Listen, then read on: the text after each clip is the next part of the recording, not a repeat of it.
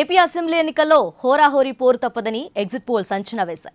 పలు సంస్థలు టీడీపీ కూటమి అధికారంలోకి వస్తుందని తెలుపుగా మరికొన్ని సంస్థలు మళ్లీ వైసీపీదే అధికారమని అంచనా వేశాయి.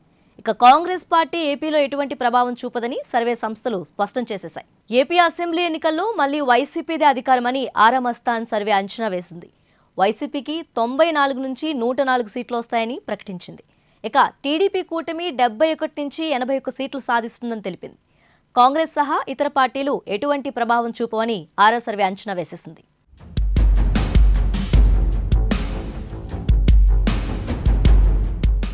అటు ఏబీపీ సి ఓటర్ సైతం వైసీపీనే రెండోసారి అధికారంలోకి వస్తుందని అంచనా వేసింది.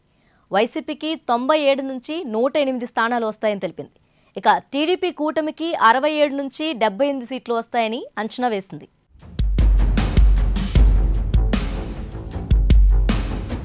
అదేవిధంగా ఏపీ అసెంబ్లీ ఎన్నికల్లో వైసీపీ మళ్లీ అధికారంలోకి వస్తుందని ఆత్మసాక్షి సర్వేలో తేలింది.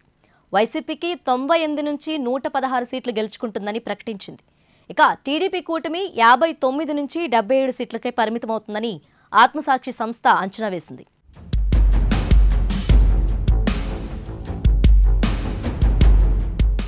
ఇక ఏపీ అసెంబ్లీ ఎన్నికల్లో వైసీపీ రెండోసారి అధికారం చేపట్టడం ఖాయమని జన్మత్ సంస్థ అంచనా వేసింది.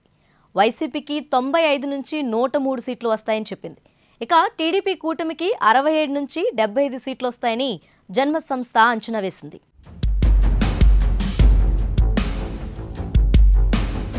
అయితే ఏపీలో టీడీపీ కూటమిదే అధికారమని పీపుల్స్ పల్స్ అంచనా వేసింది.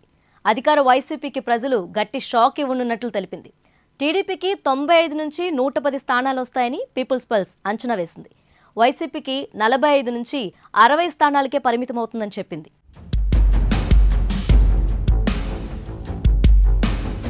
అలాగే చాణక్య సంస్థ సైతం ఏపీలో టీడీపీ కూటమిదే అధికారమని అంచనా వేసింది.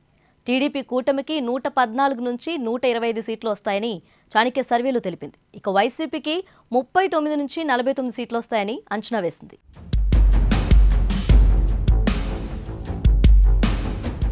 ఇకపోతే స్మార్ట్ పోల్ సర్వే సైతం టీడీపీదే అధికారమని అంచనా వేసింది. టీడీపీ కూటమికి 93 సీట్లు వస్తాయని స్మార్ట్ పోల్ సర్వే తెలిపింది. ఇక వైసీపీకి 82 స్థానాలు గెలుస్తుందని అంచనా వేసింది.